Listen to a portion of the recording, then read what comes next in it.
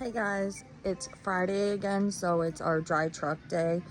We're the third of the fourth stop, so it's going to be a little bit before truck comes. So usually we like to work our paper sky shelf, which is like the toilet paper, paper towels, tissues. And then today we're working our HBA sky shelves and our core toy sky shelves, just to try to get stuff down so that when truck comes, we have a place to put it.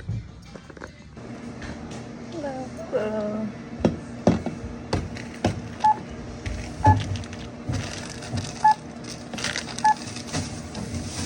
7:46.